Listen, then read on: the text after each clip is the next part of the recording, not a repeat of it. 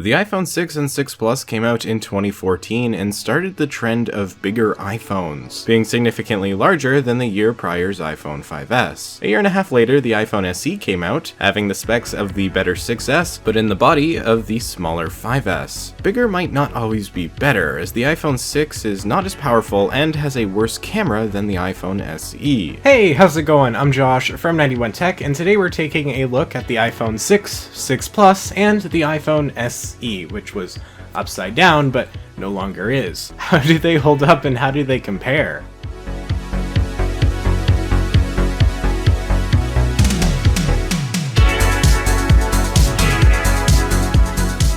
Right off the bat here, if you're considering buying any of these phones, the iPhone SE is the obvious choice. It's under $100 on eBay.com and similarly priced to the iPhone 6, but it's significantly better and can run iOS 13. While the iPhone 6 is bigger, I don't think that makes it worth it over the much better iPhone SE. If you really can't deal with the small size, I'd recommend you go up to the iPhone 6S in the very least. That being said, you're probably not looking to buy either of these phones, because why would you be? At this point, they're both fairly old, and so today we're just kind of comparing them for the fun of it. And so let's back up here and talk about the similarities and differences. Released in late 2014, the iPhone 6 and 6 Plus were Apple's foray into the phablet market, and consumers were thrilled to finally have a bigger phone. The thing is, the 6 actually wasn't a whole lot better than the 5S. The screen sizes were really the biggest improvement. In early 2016, the iPhone SE came out and was almost identical to the iPhone 6S in specs, making it a whole lot better than the iPhone 6, albeit smaller with only a 4-inch display. This is in contrast to the 4.7-inch display on the smaller iPhone 6 and 5.5-inch display on the 6 Plus. It's a big difference, as you can see by the three phones here, and if you're not a fan of small phones, the SE is not for you. What the phones do all have in common is home buttons. They feature first-generation Touch ID, same as what was in the 5S, and it feels pretty slow nowadays. But hey, better than putting in your passcode every single time. The general designs are definitely different between the two phones. The iPhone 6 is more curved and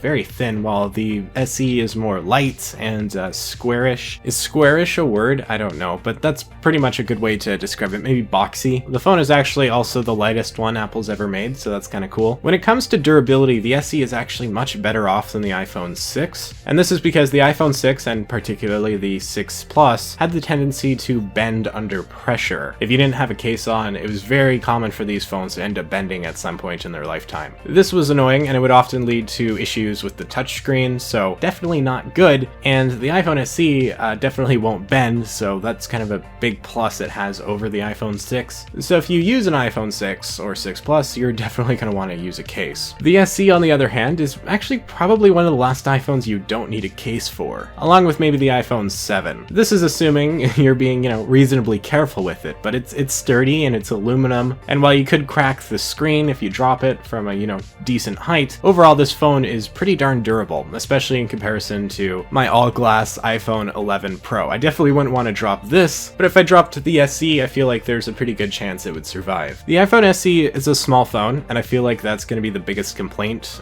for those still using it right now, and it's pretty understandable, but on the other hand, there are a lot of people who like the small size. It fits in one hand, you can use your thumb to do everything. That is something that really isn't much of an option on a lot of bigger phones, but whichever category you fall into, if you're somehow stuck into the super specific situation of choosing between the iPhone 6 and the SE, despite the smaller size, even if you don't like it, is the one to get. It's much faster and it's going to be a lot better. And there's a couple reasons where the SE really pulls ahead of the iPhone 6 and 6 Plus. Its technical specs, which ties into software compatibility, and then the camera. These are the same spots where the iPhone 6S improved upon the iPhone 6, and that makes sense because the SE is just a small iPhone 6S essentially. So first, let's go over the camera. All these phones have one rear sensor on the back. The iPhone 6 and 6 Plus features 8 megapixels and the ability to record in 1080p at up to 60 frames per second. The only notable difference between the 6 and 6 Plus and the cameras is that the 6 Plus does have optical image stabilization, which is nice, but not really much of a difference maker. The SE has an unstabilized 12 megapixel camera that can record video in up to 4K at 30 frames per second. This is a massive improvement over the iPhone 6, and here are some photo comparisons comparisons for you to see for yourself. Now, to be fair here, with YouTube compression as well as me shrinking down these photos to fit on the screen, it might be tough to see how much better the SE does, but I can assure you it is a significant improvement. It handles HDR a lot better, and just colors in general look more appealing on the iPhone SE. Moving to video, you can see the difference here. It's tough to get these shots because I'm holding both phones at the same time, but the SE does get crispier video even if it is just as shaky as the smaller iPhone 6, which is what I use to film this. It is safe to say that 4K versus 1080p is a big difference, and the SE is just a lot better in the camera department. The selfie cameras, on the other hand, are just as bad on both phones, so that's fun. 1.2 megapixels is a pitiful number, and yeah, these photos are just as bad as you would expect. So yeah, let's just move on. Overall, the cameras, honestly, they're not that good on either of them, but I would say at least that the iPhone SE is good enough for modern use and can kind of hold its own. The iPhone 6 just isn't ideal anymore. If you want good photos of, whatever you're taking pictures of, the iPhone 6, it can take a photo, it just isn't taking a very good one in comparison to what newer phones can be taking. If you're still using an iPhone 6 and the camera is important to you, I really urge you to go up to at least an iPhone 8 or maybe an iPhone XR, and if you have the money, the iPhone 11 is really the phone to go to because it has one of the best cameras on the market right now. You'll notice a huge difference in quality, it'll just be a lot better. Battery life is a spot where I could definitely see the iPhone 6 pulling ahead, or more specifically the iPhone 6 Plus. It has a big battery and so should do a lot better than the smaller iPhone 6 or iPhone SE. The iPhone 6 and SE honestly should have pretty similar performance. That being said, the 6 Plus and the iPhone 6 are from 2014, and so that means that they're,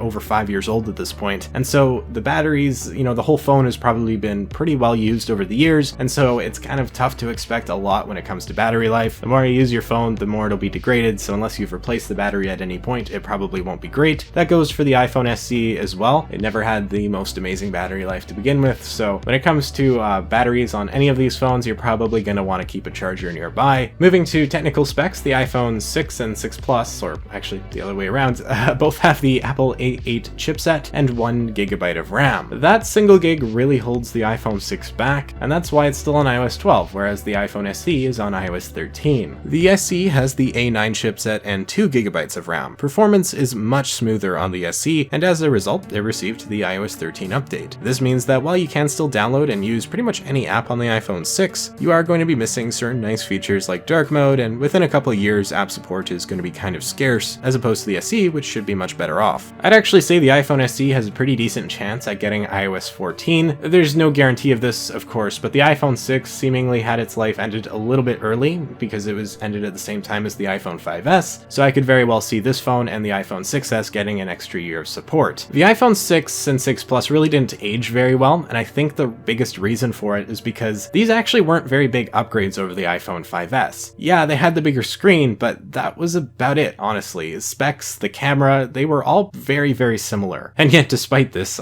funnily enough, the iPhone 6 and 6 Plus were actually the best-selling smartphones ever by like a really wide margin. Practically speaking, 5 years later, they perform okay. They can feel slow, especially if you have a bad battery. The iPhone 6 and 6 Plus can perform basic tasks like, YouTube, Instagram, Twitter, whatever. It can do it. If you're stuck on the phone, I would say it definitely could work for you for, a while longer before you're really going to need to upgrade. It might feel kind of outdated, and that's because it is, but it still can do most things newer phones can do, even if it is only on iOS 12. The iPhone SE is a big step up though, thanks to iOS 13 support, as well as just generally being better and faster. The camera is a big improvement, and while the phone admittedly still feels kind of old, it's not so much because of the software experience as it is because of the hardware. This is a small phone, and there's not a lot of small phones out there anymore. If you don't like the small phone, it is going to feel a little bit old. This is kind of the opposite of the iPhone 6, which on a hardware level looks pretty similar to the iPhone 8, which is still being sold by Apple, but the software experience is already a bit outdated, and that's only going to continue to get worse as time goes on. Performance on the iPhone 6, of course, isn't great, but it's not that amazing on the iPhone SE either. It's definitely better on the SE. iOS 13 is okay, for me at least. I've heard some people say that it sucks, but for me it's,